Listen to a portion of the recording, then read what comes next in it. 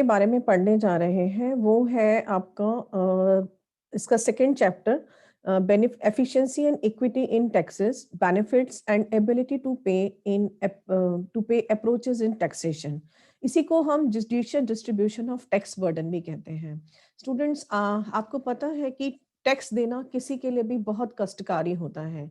Tax कोई भी देना नहीं चाहता क्योंकि टैक्स देने से हमें कुछ अपनी परचेसिंग पावर है उससे लॉस करना पड़ता है। इसलिए जब टैक्स देना होता है तो टैक्स बर्डन का हमें अध्ययन करना पड़ता है। कोई भी वित्त मंत्री जब टैक्स लगाता है तो उसे टैक्स बर्डन का अध्ययन करना पड़ता है। टैक्स बर्डन क्या होता है? टैक्स बर्डन का मतलब है कि वो अमाउंट ऑफ सैक्रिफाइस जो कि एक पर्सन करता है टैक्सेस को पे करने में। टैक्सेस को पे करने में कौन सा अमाउंट ऑफ सैक्रिफाइसेस वो करता है? देखिए, टैक्स बर्डन जो होता है वो 2 तरीके का होता है। एक होता है डायरेक्ट टैक्स बर्डन और एक होता है indirect tax burden. Direct tax burden क्या होता है कि जब भी किसी व्यक्ति के ऊपर कोई टैक्स लगाया जाता है तो उसे कुछ-कुछ अपनी परचेजिंग पावर को लॉस करना पड़ता है। सपोज़ कीजिए कि मेरे ऊपर इनकम टैक्स लगा दिया गया। सबसे पहले हम ये देखते हैं कि डायरेक्ट टैक्स बर्डन जो होता है वो भी 2 तरीके का होता है। पहला होता है direct money burden. Direct money burden का मतलब है कि जो मनी एक टैक्स पेयर को गवर्नमेंट को देना पड़ता है। सपोज़ कीजिए कि मेरे ऊपर इनकम टैक्स लगा दिया गया। अगर इनकम टैक्स मेरे ऊपर लगा दिया गया और मेरी 20,000 रुपए महीना तनख्वाह है, तो 2,000 रुपए अगर गवर्नमेंट मुझसे इनकम टैक्स के रूप में ले लेती है और ये डायरेक्ट मनी बर्डन मेरे ऊपर है, तो इसका मतलब है कि टोटल मनी जो मेरे पास बचेगा, इनकम टैक्स देने के बाद केवल 18,000 बचेगा और केवल वही मनी वो होगा जिससे कि मैं खर्च कर सकती हूँ और खर्च करके जो है उसको यूज़ कर सकती हूँ। एक इसी तरह एक होता है डायरेक्ट रियल बर्डन। कुछ टैक्सेस ऐसे होते हैं जिनको कि हम क्या करते हैं कि दूसरों के ऊपर टाल देते हैं। जैसे कि सपोज़ कीजिए कि गवर्नमेंट ने किसी दुकानदार के ऊपर जीएसटी लगा दिया, लेकिन जीएसटी को वो दूसरे व्यक्ति पर टाल देता है और कंज्यूमर से वो टैक्स वसूल करता है और कंज्यूमर से टैक्स वसूल करके वो गवर्नमेंट को दे देता है। तो डायरेक्ट रियल बर्डन जो है ये दुकानदार पर ना पड़ के ये उस कंज्यूमर के ऊपर पड़ा जिसको कि उस टैक्स को पे करना पड़ा। तो डायरेक्ट बर्डन जो होता है वो मनी बर्डन के रूप में भी हो सकता है, रियल बर्डन के रूप में भी हो सकता है। ठीक इसी तरह एक होता है इनडायरेक्ट बर्डन। इनडायरेक्ट बर्डन का मतलब है कि टैक्स का जब इनडायरेक्ट बर्डन पड़ता है तो प्राइस लेवल के ऊपर, इनकम के ऊपर, आउटपुट के ऊपर, कंजम्पशन के ऊपर, एम्प्लॉयमेंट के ऊपर इसका क्या असर पड़ता है। आगे जब मैं आपको इफेक्ट्स ऑफ टैक्सेशन पढ़ाऊंगी तो मैं आपको बताऊंगी कि किस तरीके से हमारे प्राइस लेवल, इनकम, आउटपुट और कंजम्पशन को इफेक्ट करते हैं। यहाँ मैं आपको ये बात बता दूं कि इनडायरेक्ट बर्डन किस तरीके से पड़ता है। सपोज कीजिए अभी थोड़े समय पहले जब जीएसटी इंट्रोड्यूस हुआ था, तो जीएसटी इंट्रोड्यूस होने के टाइम जो है रेस्टोरेंट्स के ऊपर 18% जीएसटी लगा दिया गया था। तो ऐसे केस में जब भी कोई जाता था रेस्टोरेंट में तो उसको फूड के ऊपर 18% जीएसटी देना पड़ता था, जिससे रेस्टोरेंट की सेल्स जो है वो काफी घट गई थी। तो ये इनडायरेक्ट बर्डन था जो लोगों के ऊपर डल रहा था। तो इसका भी जो है वो बहुत असर होता है कि टैक्स बर्डन, और टैक्स बर्डन का अध्ययन करना किसी भी वित्त मंत्री के लिए बहुत जरूरी है क्योंकि टैक्स देना कोई भी नहीं चाहता। हर आदमी ये चाहता है कि वो टैक्स को कम से कम दे ताकि उसके पास मैक्सिमम परचेजिंग पावर उसके हाथ में रहे। तो इसलिए जो है tax burden, burden of taxation में जिस चीज को हम शामिल करते हैं वो आता है मनी बर्डन ऑफ टैक्सेस और not real burden. Real burden और इसके इफेक्ट से हमारा कोई मतलब नहीं है। केवल जो फर्स्ट वाला ये आप पार्ट देख रहे हैं, केवल यही जो आता है जब हम बर्डन ऑफ टैक्सेस का अध्ययन करते हैं, तो बर्डन ऑफ टैक्सेस में केवल हम इस मनी बर्डन को देखते हैं कि कितना अमाउंट ऑफ मनी है जो कि एक टैक्स पेयर जो है वो गवर्नमेंट को पे कर रहा है। अब आता है कि हमें इक्विटी की क्यों जरूरत है या टैक्सेशन में हमें जस्टिस की क्यों जरूरत है। इक्विटी का मतलब होता है कि जब हम टैक्स को डिस्ट्रीब्यूट करें तो बिल्कुल फेयरली डिस्ट्रीब्यूट करें या सभी व्यक्तियों के ऊपर इसका जो भार है वो समान रूप से पड़े। अगर सभी व्यक्तियों के ऊपर इसका भार समान रूप से नहीं पड़ेगा तो आपकी अर्थव्यवस्था में बहुत बड़ी प्रॉब्लम आ जाएगी। क्यों? देखिए, इक्विटी का जो कॉन्सेप्ट है बेसिकली वो फिजिक्स के से लिया गया है, लॉ ऑफ मैकेनिक्स से। अगर आपने लॉ ऑफ मैकेनिक्स पढ़ा हो तो उसमें ये लिखा है कि अगर किसी भी भार को इक्वली डिस्ट्रीब्यूट ना किया जाए तो वो जो चीज है वो व्यक्ति को हल्की होने के बावजूद भी बहुत भारी लगने लगती है। इसी तरह टैक्स के ऊपर है, अगर इसको इक्वली डिस्ट्रीब्यूट आप नहीं करेंगे, समाज के कुछ वर्गों के ऊपर टैक्स बहुत ज्यादा होगा, समाज के कुछ वर्ग ऐसे होंगे जिनके ऊपर टैक्स बिल्कुल नहीं होगा या वो इंजॉय कर रहे होंगे, तो नेचुरली है कि समाज में एक असंतोष फैल जाएगा। और पब्लिक जो है वो आपके खिलाफ हो जाएगी।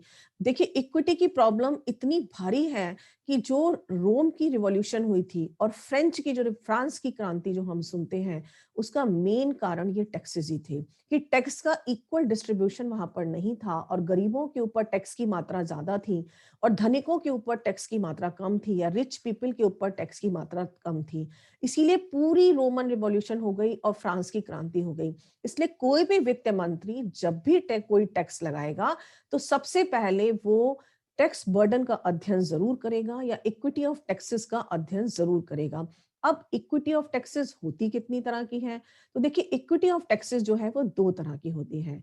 पहली होती है हॉरिजॉन्टल इक्विटी और दूसरी होती है वर्टिकल इक्विटी।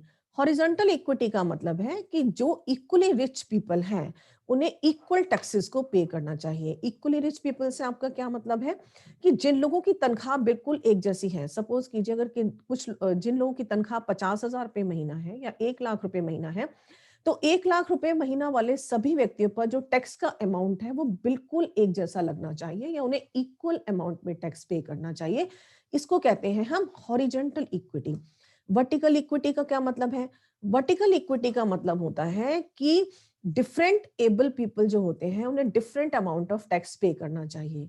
यानी कि रिच पीपल को ज्यादा टैक्स पे करना चाहिए और कम रिच पीपल को कम टैक्स पे करना चाहिए। इसका मतलब ये है कि जिसकी तनख्वाह 1 लाख रुपए है, अगर वो 10% टैक्स पे करता है तो जिसकी तनख्वाह 2 लाख रुपए है उसे 10% से ज्यादा टैक्स पे करना चाहिए। हाँ, और जिसकी तनख्वाह 3 लाख रुपए महीना है उसे और ज्यादा अमाउंट जो है टैक्सेस की पे करनी चाहिए। इसको कहते हैं वर्टिकल इक्विटी, जहां पे कि डिफरेंट एबल्ड पीपल जो है वो डिफरेंट तरीके का टैक्स पे करें जिससे कि जो टैक्स बर्डन है वो सभी व्यक्तियों के ऊपर इक्वल आए। अब आता है कि इस टैक्स बर्डन को मेजर करने के लिए या टैक्स बर्डन जुडिशियस कैसे होगा, इसके लिए कौन कौन सी थ्योरीज दी गई हैं। तो इसको हम थ्योरीज ऑफ टैक्स बर्डन भी कहते हैं और principle of judicious distribution of tax burden भी कहते हैं। इसमें सबसे पहली थ्योरी जो आती है वो आती है फाइनेंशियल थ्योरी। फाइनेंशियल थ्योरी को हम वित्तीय सिद्धांत भी कहते हैं। ये सबसे पुरानी थ्योरी है और पुरानी थ्योरी होने की वजह से ये थ्योरी ये कहती है कि करों का एकमात्र उद्देश्य होता है सरकार के लिए आय प्राप्त करना। इसलिए वो कर सबसे अच्छा होता है जो सरकार को अधिक से अधिक आय देता है जिससे कि सरकार के खर्चे जो हैं उसके थ्रू पूरे हो सके। तो ये कहलाती थी वित्तीय थ्योरी। ये थ्योरी इस बात में बिलीव करती है कि बतख को इस प्रकार नोचो कि वो कम से कम शोर मचाए, यानी कि आप लोगों पर टैक्सेशन इस तरीके से करें कि लोग जो है आपका कम से कम विरोध करें और आपके पास मैक्सिमम टैक्स जो है वो भी इकट्ठा हो जाए। लेकिन आजकल इस थ्योरी को बिल्कुल नहीं माना जाता क्योंकि आजकल हम वेलफेयर स्टेट की बात करते हैं। आजकल दूसरी बात, आज करों का उद्देश्य जो है वो केवल आय प्राप्त करना नहीं रह गया है। आज करों के माध्यम से हम बहुत सारे पर्पस को सॉल्व करते हैं, बहुत सारे ऑब्जेक्टिव होते हैं गवर्नमेंट के। करों के माध्यम से जो है गवर्नमेंट इनकम डिस्ट्रीब्यूशन को इक्वल करती है, अर्थव्यवस्था पर बहुत सारे पॉजिटिव प्रभाव डालती है। तो आजकल फाइनेंशियल थ्योरी बिल्कुल बेकार है, इसलिए जो है ये थ्योरी आपको कोर्स में पढ़ाई भी नहीं जाती। दूसरी थ्योरी जो आती है टैक्स बर्डन की वो है cost of service theory. Cost of service theory को हिंदी में कहते हैं सेवा की लागत का सिद्धांत। सेवा की लागत का सिद्धांत क्या है? सेवा की लागत का सिद्धांत आपको ये कहता है कि गवर्नमेंट जब भी पब्लिक एक्सपेंडिचर करती है या कोई भी सर्विस अपने नागरिकों को प्रदान करती है तो उस सेवा का कोई ना कोई कॉस्ट आता है। इस सेवा का जो कॉस्ट आता है, जितना भी इसका कॉस्ट आता है वो सब उन व्यक्तियों से वसूल किया जाना चाहिए जो कि इसके थ्रू बेनिफिट उठाते हैं। जो भी व्यक्ति इस सर्विस का बेनिफिट उठाते हैं उन्हीं व्यक्तियों से कर के रूप में इसका कॉस्ट भी जो है वो वसूल किया जाना चाहिए। तो ये है cost of service theory. Cost of service theory को भी आजकल नहीं माना जाता, मैंने अभी आपको बताया, क्योंकि हम वेलफेयर स्टेट में रह रहे हैं और वेलफेयर स्टेट में मैक्सिमम सर्विसेज जो गवर्नमेंट प्रोवाइड करती है उसका सबसे ज्यादा लाभ गरीब लोगों को मिलता है। क्योंकि उसका सबसे ज्यादा लाभ गरीब लोगों को मिलता है और गरीब लोग टैक्स नहीं दे सकते तो उन पर गवर्नमेंट टैक्स नहीं लगा सकती। तो कॉस्ट ऑफ सर्विस में हम उनसे उस सर्विस की कॉस्ट नहीं वसूल सकते। जैसे कि फ्री एजुकेशन, गवर्नमेंट गरीब बच्चों को जो है वो free of cost education provide करती है। हम उनसे ये नहीं कह सकते कि आप कॉस्ट ऑफ सर्विस दीजिए या अपनी एजुकेशन का खर्चा दीजिए, क्योंकि उनके पास देने के लिए है ही नहीं। तो कॉस्ट ऑफ सर्विस थ्योरी भी आज की डेट में अप्लाई नहीं होती और इसको भी हम अध्ययन नहीं करते। तीसरी जो थ्योरी आती है वो आती है बेनिफिट थ्योरी। बेनिफिट थ्योरी को हम लाभ का सिद्धांत कहते हैं। इसको मैं अभी आपको डिटेल में पढ़ाऊंगी कि ये थ्योरी क्या है, कैसे शुरू हुई और किसने दी। इसको अभी हम आगे डिटेल में पढ़ेंगे, तो इसको मैं यहाँ पर यहीं लीव कर रही हूँ। चौथी थ्योरी आती है आपकी एबिलिटी टू पे थ्योरी, यानी कि योग्यता का सिद्धांत, पेदर योग्यता का सिद्धांत। इसका मतलब ये है कि हर आदमी को अपनी एबिलिटी के हिसाब से कर देना चाहिए।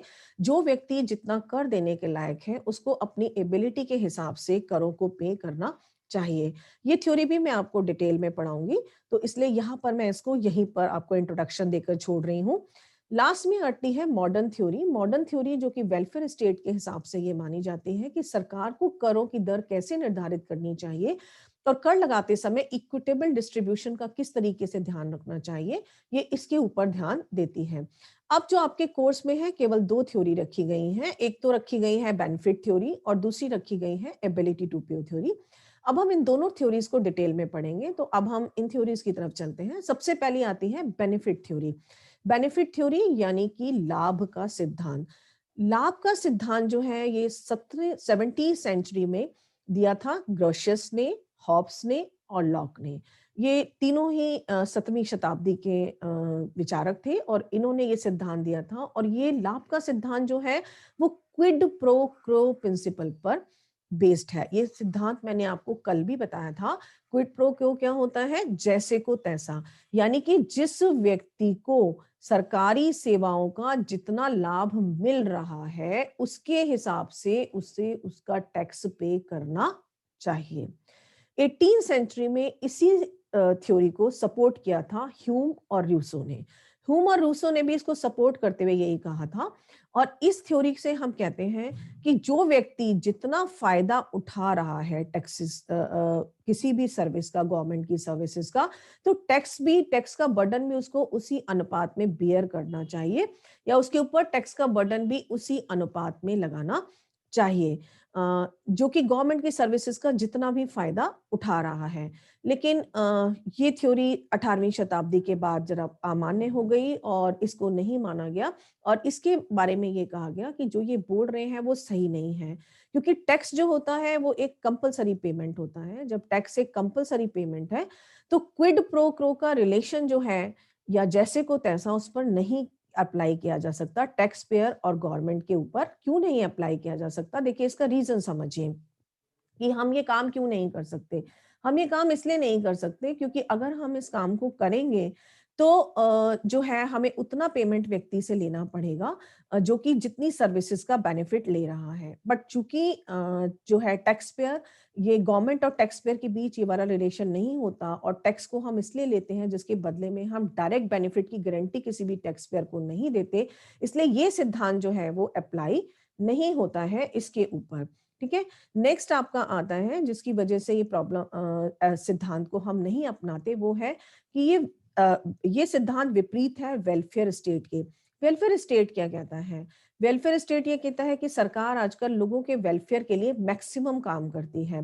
और आप जानते हैं कि जितनी भी स्टेट की सर्विसेज दी जाती हैं वो मैक्सिमम जो है गरीब लोगों को या वंचित लोगों को फायदा पहुंचाती हैं। अगर वो गरीब और वंचित लोगों को फायदा पहुंचाती हैं तो डेफिनेटली जो है उनसे हम ये चार्ज नहीं ले सकते। तो वहां भी बेनिफिट प्रिंसिपल अप्लाई नहीं हो सकता, क्योंकि सबसे ज्यादा बेनिफिट में उनको मिल रहा है तो टैक्स भी सबसे ज्यादा उन्हें उनसे लेना चाहिए। पर वो तो इस स्टेज में ही नहीं है कि आपको टैक्स दें। जब उनके पास इतना मनी ही नहीं है कि आपको टैक्स दें तो वो आपको टैक्स कहाँ से दे सकते हैं? इसलिए वहां पर भी ये थ्योरी अप्लाई नहीं होती। तीसरी बात है कि ये थ्योरी इम्प्रैक्टिकल है, क्योंकि ये पॉसिबल ही नहीं है कि हम ये कैलकुलेट कर पाए कि किसी स्टेट सर्विसेज का किसी इंडिविजुअल को कितना बेनिफिट हो रहा है। जो होता है वो सब्जेक्टिव होता है, हमें नहीं पता उसी चीज का किसी व्यक्ति को ज्यादा बेनिफिट होता है, किसी को कम बेनिफिट होता है। इसी तरह इस थ्योरी को सोशल सर्विसेज के केस में भी अप्लाई नहीं किया जा सकता, क्योंकि सोशल सर्विसेज जो है वो कुछ व्यक्ति विशेष को अधिक लाभ पहुंचाती हैं लेकिन मैक्सिमम लोगों को वो नॉर्मल लाभ पहुंचाती हैं। जैसे कि फ्री एजुकेशन के लिए, फ्री एजुकेशन के लिए हम मनी चार्ज नहीं कर सकते, तो इस केस में भी जो है यहाँ पर भी ये थ्योरी फेल हो जाती है, इसलिए इस थ्योरी को यहाँ पर भी नहीं अपनाया जाता। इसलिए इस थ्योरी को उस समय डिस्कार्ड कर दिया गया था, लेकिन बाद में ये थ्योरी दोबारा रिवाइव होकर के आई 19th सेंचुरी में, और मॉडर्न रूप में इस थ्योरी को दिया 3 अर्थशास्त्रियों ने। सबसे पहला है लिंडाल, दूसरे हैं बावल और तीसरे हैं सैमुअलसन। आज मैं आपको जो पढ़ाऊंगी वो इसके संबंध में जो है वो 2 अर्थशास्त्रियों के बारे में पढ़ाऊंगी। पहला है आपके लिंडाल और दूसरा है आपके बॉवल। लिंडाल और बॉवल के बारे में मैं आपको बताऊंगी कि वो इसके बारे में आपको क्या कहते हैं। देखिए, पहला थ्योरी जो इसके बारे में दी है वो आता है आपका लिंडाल का मॉडल, और लिंडाल ने जो मॉडल दिया है उसको हम वॉलेंट्री एक्सचेंज थ्योरी के नाम से जानते हैं। वॉलेंट्री एक्सचेंज मॉडल क्या होता है? वॉलेंट्री एक्सचेंज का मतलब है स्वैच्छिक विनिमय सिद्धांत।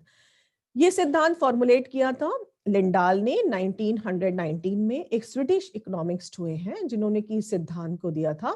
ये बिल्कुल एक प्योर थ्योरेटिकल मॉडल है जो कि टैक्सेशन में न्याय की समस्या या इक्विटी की प्रॉब्लम को सॉल्व करता है अपने पार्शियल इक्विलिब्रियम एनालिसिस के थ्रू, जिसमें कि ये माना गया है कि कॉम्पिटिटिव मार्केट में हम वॉलेंट्री एक्सचेंज का प्रिंसिपल अपनाते हैं, जिसके थ्रू ये इस इक्विटी के टैक्सेशन में इक्विटी की प्रॉब्लम को सॉल्व करता है। लिंडाल जो थे उन्होंने 3 प्रॉब्लम्स का सॉल्यूशन जो है वो पाने की कोशिश की। पहली प्रॉब्लम थी कि स्टेट जो भी गुड्स और सर्विसेज प्रोवाइड करता है और उस पर जो पब्लिक एक्सपेंडिचर करता है, किस हद तक स्टेट को सार्वजनिक व्यय करना चाहिए गुड्स और सर्विसेज को प्रोवाइड करने के लिए, और उसके लिए उसे कितना टैक्स लगाना चाहिए।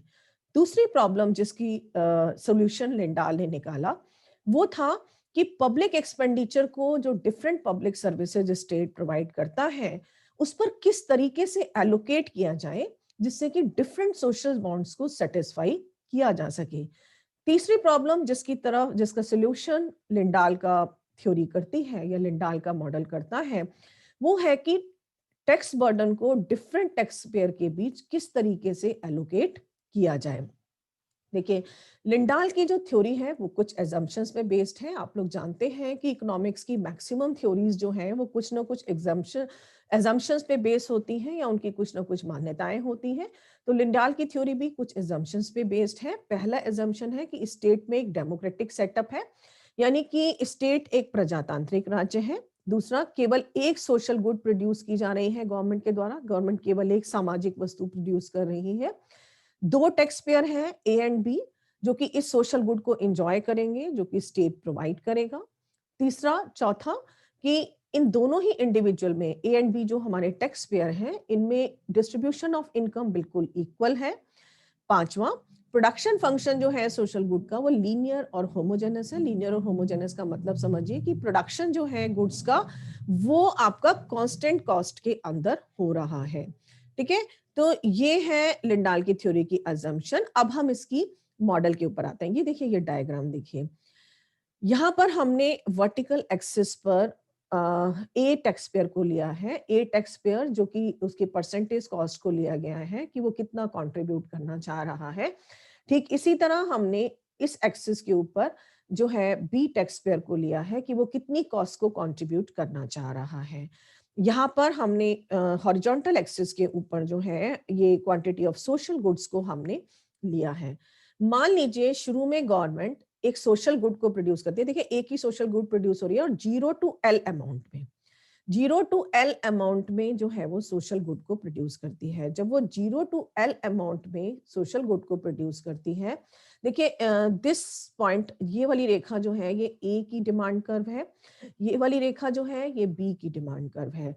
ये दोनों ही डिमिनिशिंग मार्जिनल यूटिलिटी के अंदर ऊपर से नीचे की तरफ गिर रही हैं। ऊपर से नीचे गिरने का मतलब है कि डिमिनिशिंग मार्जिनल यूटिलिटी का लॉ अप्लाई हो रहा है।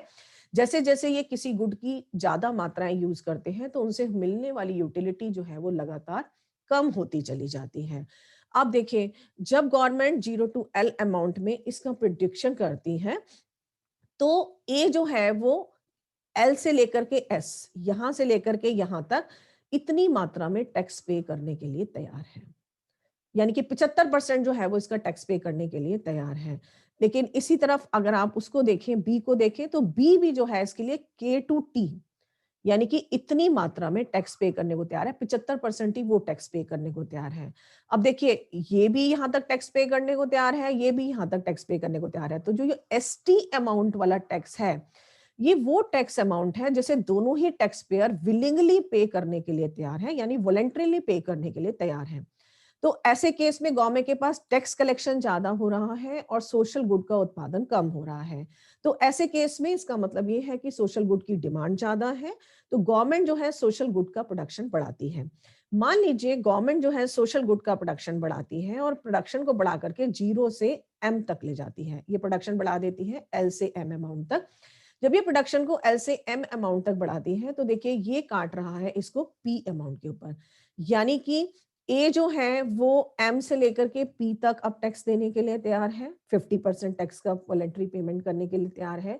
जो बी है वो एन से पी तक टैक्स पे करने के लिए तैयार है, यानी कि वो भी 50% टैक्स पे करने के लिए तैयार है। दोनों के ऊपर इक्वल टैक्स बर्डन हो रहा है और इसका इक्विलिब्रियम जो है वो पी के ऊपर आ रहा है और दोनों को इक्वल सोशल गुड भी प्रोवाइड की जा रही है। मान लीजिए गवर्नमेंट इससे आगे सोशल गुड प्रोड्यूस करती है और उसका प्रोडक्शन बढ़ा करके एम से क्यू तक ले जाती है, यानी कि अब गवर्नमेंट ओ से क्यू तक कर रही है। ऐसे केस में चूंकि डिमिनिशिंग मार्जिनल यूटिलिटी है, इसकी यूटिलिटी कम होती जा रही है, तो ए जो है वो केवल क्यू से वी केवल इतना ही टैक्स पे करने के लिए तैयार है, 30 to 40%। और जो बी है वो जो है केवल आर से यू केवल इतना ही अमाउंट पे करने के लिए तैयार है। ये आर है या यू है, वो इतना अमाउंट पे करने के लिए तैयार है। ए जो है वो आपका क्यू से वी तक पे करने के लिए तैयार है। जो बीच का अमाउंट है यू एंड वी, ये समझिए इसे कोई भी पे करने के लिए तैयार नहीं है। जब इसे कोई भी पे करने के लिए तैयार नहीं है तो आप ये समझिए कि अगर यू एंड वी को कोई भी पे करने के लिए तैयार नहीं होगा तो इसका टैक्स पेमेंट कौन करेगा? ऐसे केस में जब इसका टैक्स पेमेंट कोई नहीं करेगा तो नेचुरल सी बात है कि गवर्नमेंट को अपनी गुड्स का प्रोडक्शन यहाँ तक नहीं बढ़ाना चाहिए। और अगर गवर्नमेंट जो है अपनी गुड्स का प्रोडक्शन इससे ज्यादा बढ़ाएगी तो गवर्नमेंट को टैक्स कलेक्शन उतना नहीं होगा। तो इस केस में गवर्नमेंट अपना प्रोडक्शन घटाएगी और गुड्स का प्रोडक्शन जो है वो घटा के पी तक ले जाएगी। तो ऑप्टिमम कंडीशन में जो है लिंडाल ये कहते हैं कि गवर्नमेंट को प्रोडक्शन वहां तक करना चाहिए जहां पर कि जो है वॉलंटरी टैक्स पेयर जो है पूरा टैक्स पे करने के लिए तैयार है और यहाँ पर जो है उसे 100% टैक्स कलेक्शन भी मिल रहा है और लोगों को गुड भी मिल रही है। ये है इसकी वॉलंटरी लिंडाल का मॉडल, वॉलंटरी एक्सचेंज मॉडल। लेकिन लिंडाल के मॉडल में कुछ प्रॉब्लम्स हैं, कुछ कमियां हैं और लिंडाल का जो मॉडल है उसकी सबसे बड़ी कमी ये है कि जिन 3 प्रॉब्लम्स को लेकर के ये स्टार्ट हुए थे, केवल उसमें 2 का ही आंसर ये मॉडल कर पाता है। पहला तो ये कि ये बताता है कि स्टेट एक्टिविटी का ऑप्टिमम लेवल कहाँ होना चाहिए, यानी कि स्टेट एक्टिविटी का जो ऑप्टिमम लेवल है वो आपका पी पॉइंट तक होना चाहिए, केवल यहाँ तक गवर्नमेंट को करना चाहिए। तो ये बात तो ये सही कहते हैं कि स्टेट गवर्नमेंट का एक्टिविटी लेवल कहाँ होना चाहिए, इस बात का सोल्यूशन ये देते हैं। दूसरा ये भी बताते हैं कि टैक्स बर्डन का एलोकेशन जो है वो डिफरेंट टैक्स पेयर पर किस तरीके से होगा, इसकी बात भी ये करते हैं। लेकिन तीसरी चीज का आंसर, तीसरी प्रॉब्लम का आंसर नहीं कर पाते। इसके अलावा जो है लिंडाल का मॉडल कुछ वीकनेसेस शो करता है, इसमें कुछ कमियां हैं। स्पेशली मसग्रेव ने हमारा ध्यान जो है इन कमियों की तरफ दिलाया था। कौन सी कमियां हैं? सबसे पहली बात तो हमें इंडिविजुअल टैक्स पेयर की एक्चुअल प्रेफरेंस के बारे में पता नहीं चलता, क्योंकि आप जानते हैं कि पब्लिक गुड्स और सर्विसेज पे एक्सक्लूजन का प्रिंसिपल अप्लाई नहीं होता। जब एक्सक्लूजन का प्रिंसिपल अप्लाई नहीं होता तो आप उसकी प्रेफरेंस को जान ही नहीं सकते। आपने किसी टैक्स पेयर के घर के बाहर फ्लाईओवर बना दिया सड़क क्रॉस करने के लिए, कहीं ईस्टर्न पेरिफेरल वे बना दिया, जो गवर्नमेंट ने बना दिया उसको वही मानना पड़ेगा। उसके पास कोई चॉइस नहीं है क्योंकि प्रिंसिपल ऑफ एक्सक्लूजन अप्लाई नहीं होता पब्लिक गुड्स के ऊपर। दूसरी बात, ये मॉडल जो है वो 2 इंडिविजुअल को लेकर बनाया गया है और 1 गुड को लेकर बनाया गया है। लेकिन अगर ये मॉडल 2 गुड्स और 2 इंडिविजुअल से ज्यादा के ऊपर अप्लाई किया जाए तो जब हम इसका मैथमेटिकल टेक्निक इसके ऊपर अप्लाई करते हैं तो ये बहुत ज्यादा जो है वो कम्बरसम हो जाती है और इसे निकालना जो है वो काफी डिफिकल्ट हो जाता है। तीसरी प्रॉब्लम जो इस मॉडल के अंदर है वो ये है कि एक्चुअल लाइफ में इंडिविजुअल टैक्स पेयर जो होता है वो कभी भी अपनी प्रेफरेंस को रिवल नहीं कर पाता स्टेट सर्विसेज के बारे में। मैंने अभी आपको बताया कि जब गवर्नमेंट आपको स्टेट सर्विसेज प्रोवाइड करती है तो आपके पास कोई चॉइस नहीं है, जो सर्विस वो आपको दे रही है आपको वही लेनी पड़ेगी। आपके घर के पास में अगर स्टेट गवर्नमेंट का डिस्ट्रिक्ट हॉस्पिटल है और आपको इलाज के लिए वहीं की सुविधा उपलब्ध है तो आपको जो है वही पे अवेल करना पड़ेगा। आप गवर्नमेंट को ये नहीं कह सकते कि मेरे घर के पास आप एम्स खोलिए, मुझे एम्स वाली फैसिलिटी चाहिए, क्योंकि कोई भी चॉइस इंडिविजुअल टैक्स पेयर के पास नहीं है।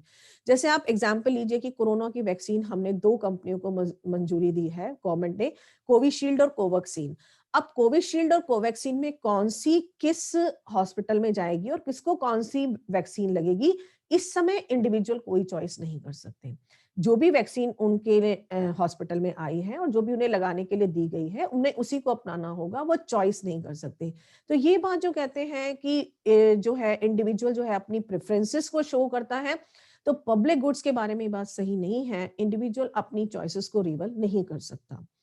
अगली बात, लिंडाल की जो थ्योरी है वो इस अजम्पशन पे बेस्ड है कि डिस्ट्रीब्यूशन ऑफ इनकम ऑप्टिमल होता है। आप जानते हैं कि किसी भी अर्थव्यवस्था में डिस्ट्रीब्यूशन ऑफ इनकम कभी भी ऑप्टिमल नहीं होता, आदर्श स्थिति में नहीं होता। हमेशा इसमें डिस्पैरिटीज ऑफ इनकम रहती हैं, कोई व्यक्ति बहुत गरीब होता है, कोई व्यक्ति बहुत अमीर होता है। हम कहें कि हमेशा जो है ये आपका ऑप्टिमम होगा, ऐसा नहीं होगा। अगली बात, लिंडाल ये एज्यूम करते हैं, ये मानते हैं कि स्टेट सर्विसेज को टैक्स के थ्रू फंडेड किया जाना चाहिए, लेकिन ऐसा संभव नहीं है। आपको मालूम है कि सारी स्टेट सर्विसेज को टैक्स के थ्रू फंडेड नहीं किया जा सकता, क्योंकि गवर्नमेंट की इनकम का सोर्स केवल टैक्स रेवेन्यू नहीं होता। पिछले चैप्टर में जब मैंने आपको पढ़ाया था, गवर्नमेंट के रेवेन्यू सोर्सेज पढ़ाए थे, तो मैंने आपको बताया था कि टैक्स एक बहुत छोटा सा पार्ट है जिससे गवर्नमेंट के सारे खर्चों को पूरा किया जाता है, या गवर्नमेंट अपनी सारी खर्चों को पूरा करती है। Non tax revenue, capital revenue, इसका बहुत बड़ा रोल होता है किसी गवर्नमेंट के सारे खर्चे पूरा करने में।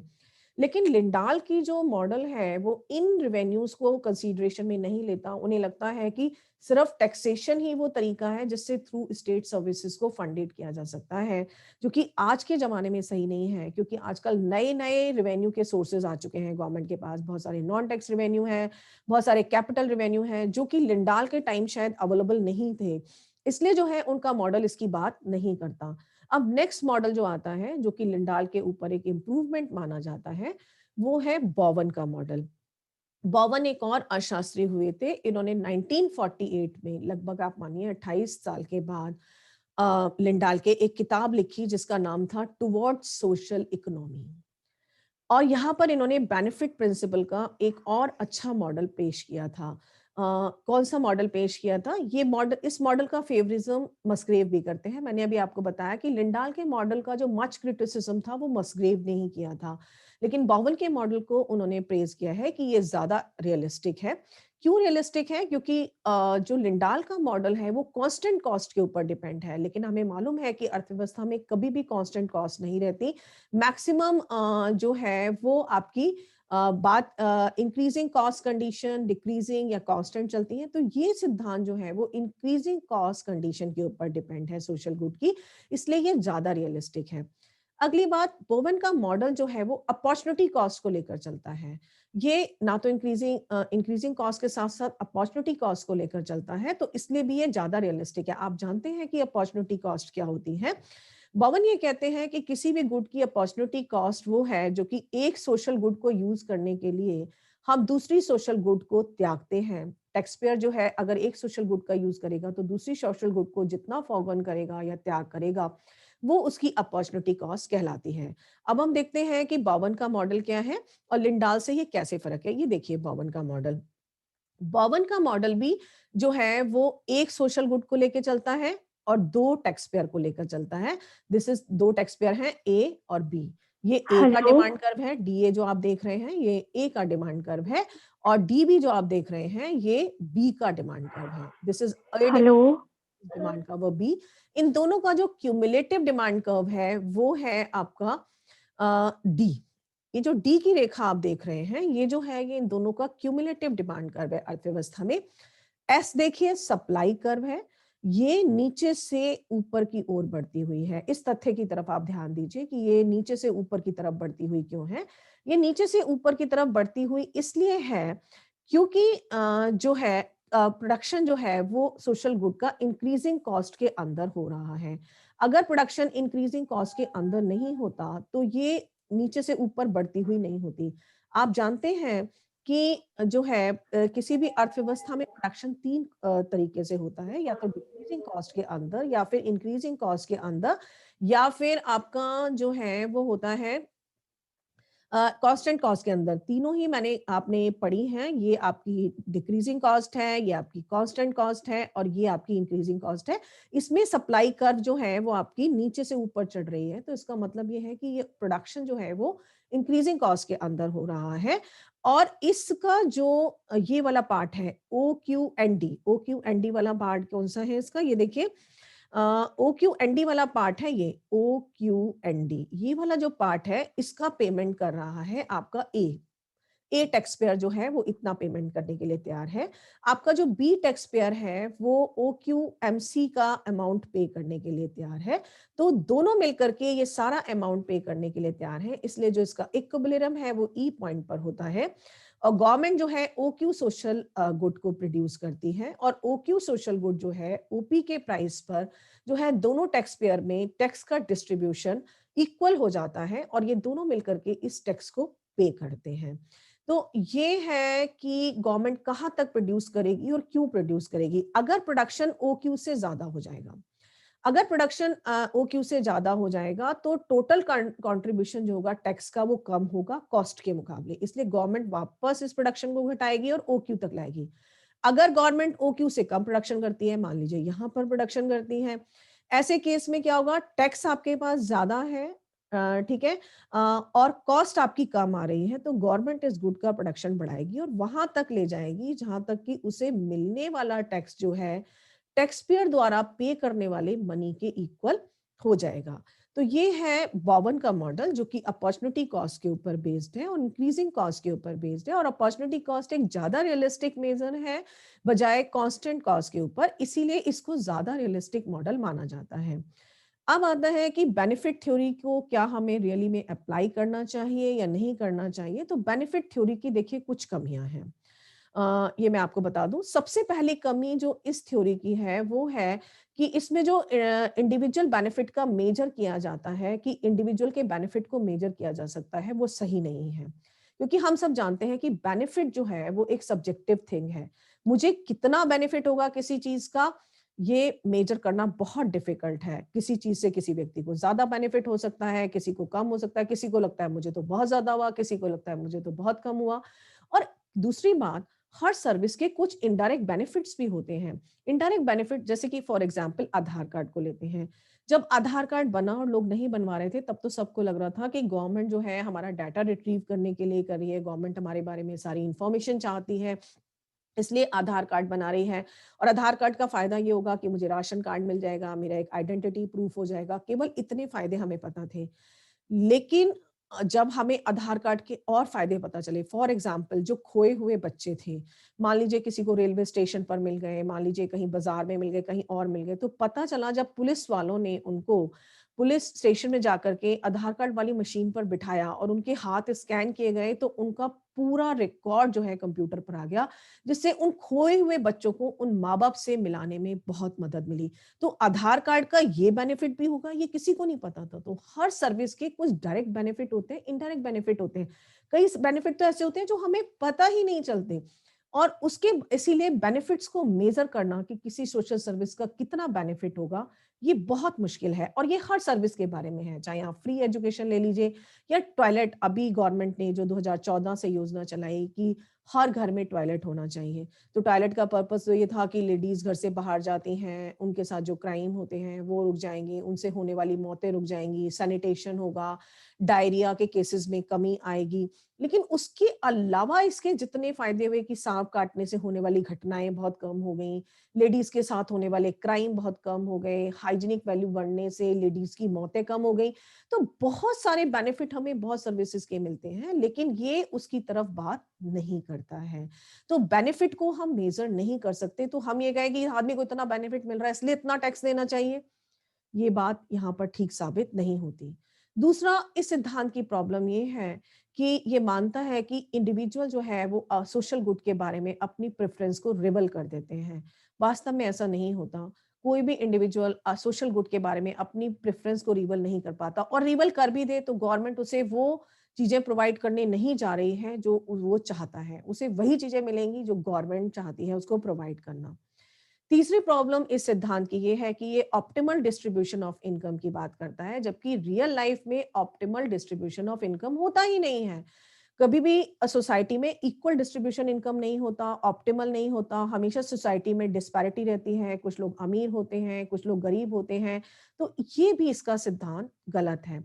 अनदर प्रॉब्लम जो है वो इसकी कि टैक्स केवल ओनली सोर्स नहीं है गवर्नमेंट का। टैक्स के अलावा भी बहुत सारे सोर्स हैं गवर्नमेंट के, और ये केवल टैक्स को ही एक सोर्स मानकर चल रहा है। इसके बारे में मैं पहले डिटेल में बता चुकी हूँ, तो इसको यहाँ पे एक्सप्लेन मैं करने नहीं जा रही हूँ। अगली बात कि इस थ्योरी के हिसाब से टैक्स जो है वो बेनिफिट के प्रोपोर्शन में लिया जाना चाहिए। तो ये टैक्स के मीनिंग के बारे में भी कंफ्यूज्ड है। जब मैंने पिछले लेक्चर में आपको टैक्स का मीनिंग पढ़ाया था तो मैंने आपको ये बात बताई थी कि टैक्स एक कंपलसरी कंट्रीब्यूशन है, जिसके बदले में गवर्नमेंट कोई भी डायरेक्ट बेनिफिट देने की गारंटी आपको नहीं देती।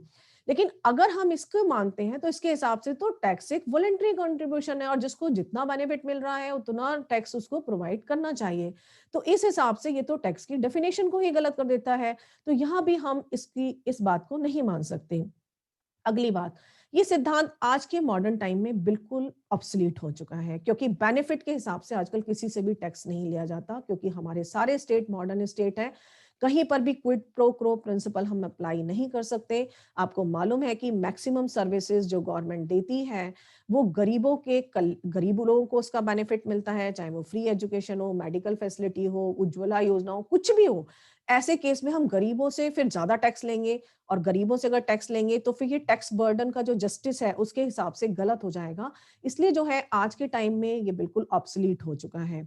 अगली बात जो है कि पब्लिक गुड सेटिस्फाई करती हैं कलेक्टिव वांट्स को, तो प्राइवेट मोटिव को आप डिवाइड कर सकते हैं, कलेक्टिव मोटिव को डिवाइड करना बहुत डिफिकल्ट है। जैसे कि कोरोना वैक्सीन जिनको दी जाएगी उनको तो इनका डायरेक्ट बेनिफिट होगा, लेकिन जिनको क्या कहते हैं डायरेक्ट बेनिफिट के साथ पूरे सोसाइटी को इसका एक इनडायरेक्ट बेनिफिट मिलेगा कि वो बंदा जो है दूसरे आदमी को जो है इन्फेक्शन नहीं फैला पाएगा। लेकिन इसके बावजूद भी इतनी सारी कमियों के बावजूद भी कुछ इस थ्योरी के बेनिफिट हैं जो कि हम देख सकते हैं। पहला बेनिफिट तो ये है कि ये थ्योरी हमें ये बताती है कि कितना पैसा सरकार को जो है वो पब्लिक गुड्स के ऊपर स्पेंड करना चाहिए, और वो टैक्सेशन के थ्रू किस तरीके से डिस्ट्रीब्यूट होना चाहिए।